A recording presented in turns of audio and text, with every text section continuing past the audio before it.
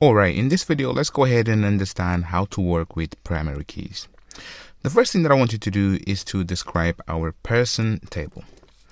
So if you remember correctly, when we created this table, so just let me show you the actual command that we used. So that was create table, person, and then ID big serial, not null.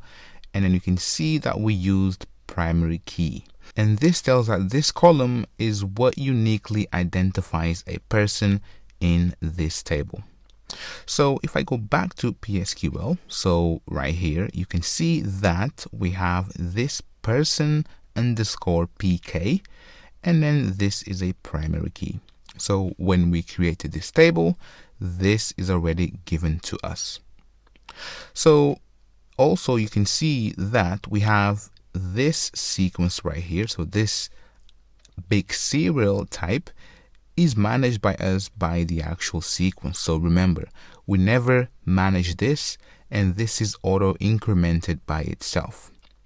So what I want to do is actually go ahead and select. So let's go ahead and select and then start from person, and then let's also add a limit of 1. If I press enter, and as you can see, we have this person with an ID of 1, and her name is Alfreda. Now let's go ahead and insert a person into this table right here with the same ID as Alfreda. So what I'm going to do is open VS Code, and I've got this insert statement. And what I'm going to do is add ID right here. And also I'm going to add 1.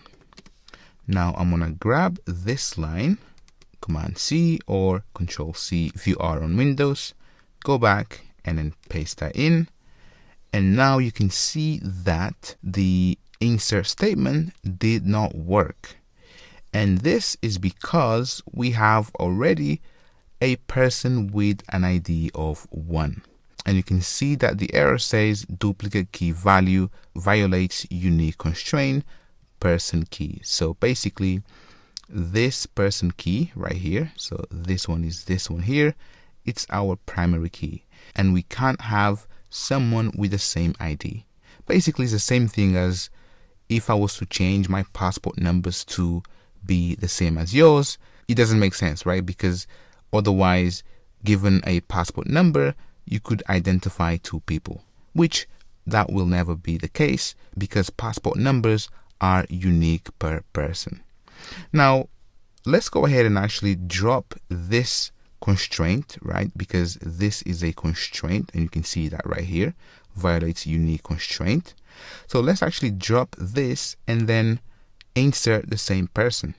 So the way that you drop the primary key constraint is by altering the table and then dropping the actual constraint.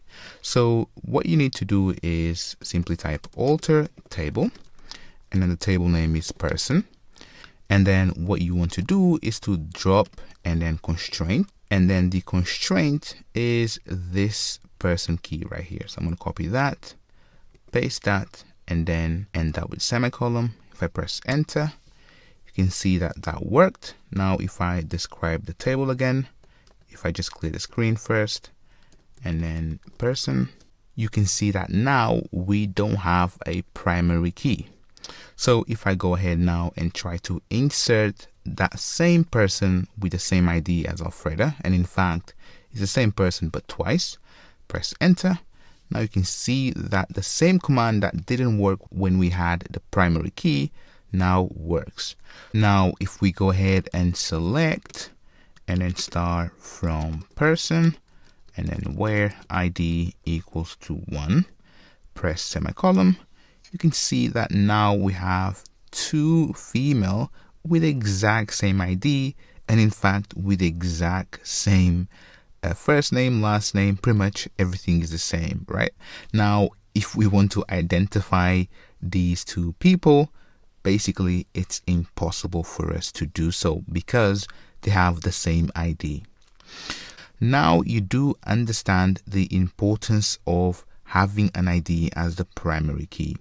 So basically IDs allows us to have a unique value that identifies a record in a given table. this is all for now. Join me in the next video where we're going to add the constraint back and see what happens. Join me there. See ya.